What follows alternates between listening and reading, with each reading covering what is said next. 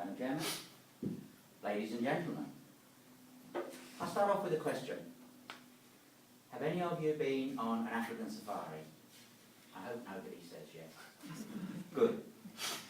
So what follows, you won't know whether I'm talking the truth or not. We're going to start our safari with a plane trip from Heathrow. We're going to fly to Zambia. We're going to fly over the Zambezi River. That big, wide, slow-running, deep river. We're going to land in the town of Livingstone, after Dr. Livingstone, I presume. And when we land, you'll have a few hours to do self-exploring. Now, I genuinely recommend, unless you've got artificial lakes, not to go paddling in the river, because there are a lot of crocodiles. The next day, we're going to take a coach trip. And we're going to the spectacular Victoria Falls, where the river plunges 109 metres, 355 feet, down to a massive pool at the bottom. When Dr. Livingstone first discovered this, it was given by the natives a native name, which I can't pronounce, so I'll tell you what he called it in English. They knew it as the smoke that thunders. The smoke comes from the droplets of water that are rising up out of the water in a mist. I can't understand how, when you pour a glass of water, and you look through it, it's clear. When you've got these millions of droplets in the air, you can't see through them. I presume it's something to do with the light. I don't know. The noise is quite deafening. You wouldn't be able to hear yourself talk with the continual thundering of the water. If, unfortunately, you wear glasses like me, it's best that you don't go too close to the water, because it represents 100% humidity. And you know what water does to the glasses. And they haven't yet invented windscreen wipers for spectacle users. Now, the discovery by Dr. Livingstone in 1855 of these falls was one of his three major discoveries. He also discovered Lake Lungami and the Zambezi River itself. Later on in his life, he unfortunately was in ill health when he took a trip to try and find the source of the Nile. Now, I'm not going to take you there because we know where it is. No point doing it again.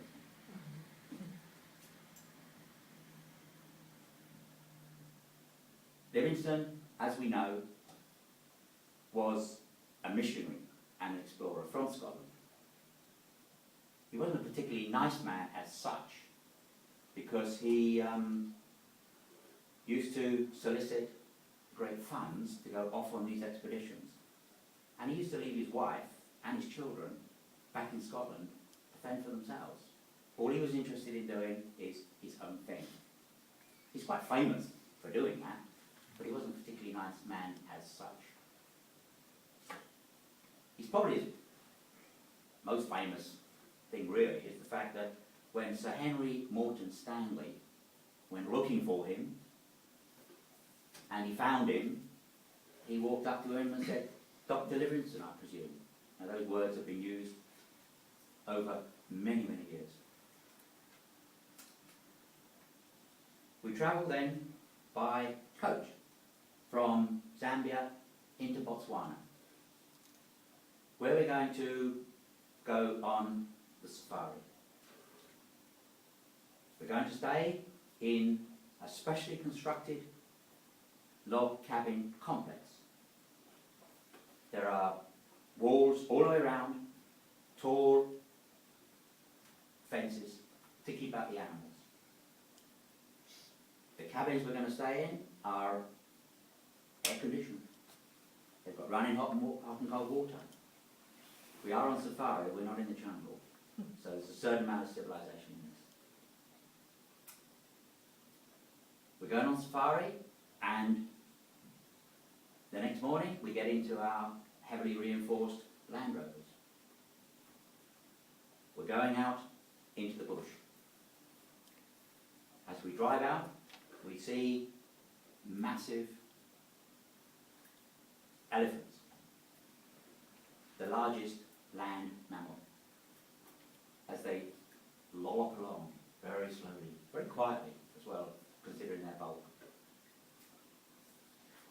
We have our cameras ready and we're clicking away at whatever we see moving. We pass some lions resting under trees. It's in the middle of the day, it's hot. They're not going to be walking around. Only now an old coward knows that mad dogs and Englishmen go out in the midday sun. So, we turn a corner and we come up against a rhinoceros. He's right in our tracks. He, together with the hippopotamus, is the second largest land mammal. He isn't going to move. He's approximately the same weight as us. Thank goodness our Land Rover is reinforced. His tusk can be the horn, 5 foot long, but that's about up to here for me. So you wouldn't want it up, would you? He can run at 35 miles an hour, even though he's got short, stubby legs. He can run pretty damn fast. We can't drive that fast on dusty roads in the bush. So we have to show him a great deal of respect. We face him, and he faces us. Eventually, luckily, he gets tired, and we drive off. We go back to our cabin. We get showered in our hot and cold running water. We go to dinner. We come back, and we stand out on the balcony, watching the sunset. We watch the giraffes go across the face of the sun. We hear hyenas screeching. And a mosquito. We're not too worried about the mosquito we killed, we're more worried about the gin and tonic we just spilled. So, enough of that. We go to bed. The next day, we return home. So, Madam Chairman, ladies and gentlemen, I hope I've given you a small flavour of what safari might be like, and I hope I've given you some taste of what it would be like in the footsteps of Livingstone.